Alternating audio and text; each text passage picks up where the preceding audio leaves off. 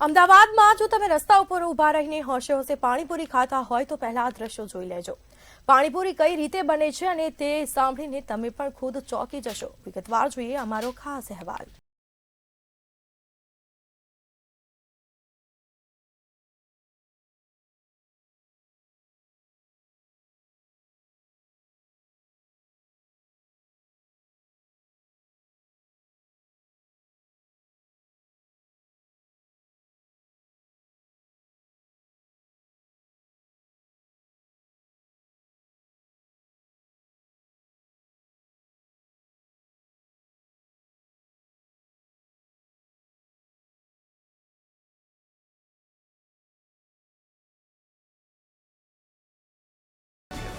આ દરોડા દરમિયાન અધિકારીઓ પણ દ્રશ્યો જોઈને ચોંકી ઉઠ્યા હતા।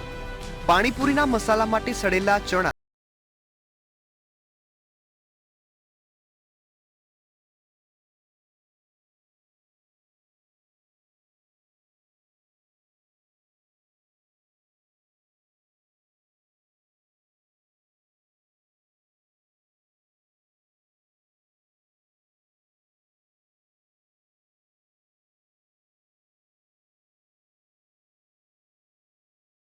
એક તરફ પીવાના પાણી અને પ્રદૂષિત પાણીની સમસ્યાઓ તેના લીધે ઘણી બધી હાલાકીનો સામનો સ્થાનિક લોકો કર્યા છે।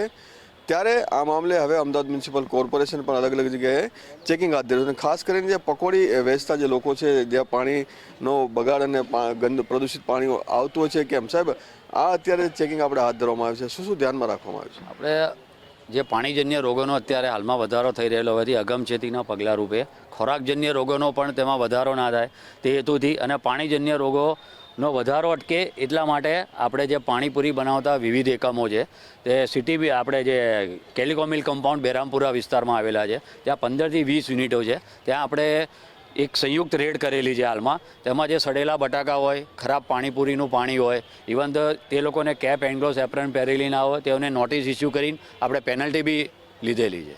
અચ્છા, શહેરમાં આવા ઘણા બધા યુનિટો છે, 15 યુનિટ છે, આવા તો ઘણા બધા લોકો છે જે આ રીતની કામગીરી કરે, તો શું એવા વિસ્તારમાં કામગીરી થાય છે? એ દરેક અમદાવાદના 7 ઝોનમાં પાણીપુરીના પાણી બનાવતા યુનિટો, ઇવન તો જે પાણીપુરીની લારીઓ ઊભી રહે છે ત્યાં બી આ જ કાર્યવાહી સતત ચાલુ જ રાખવામાં આવી રહેલ છે।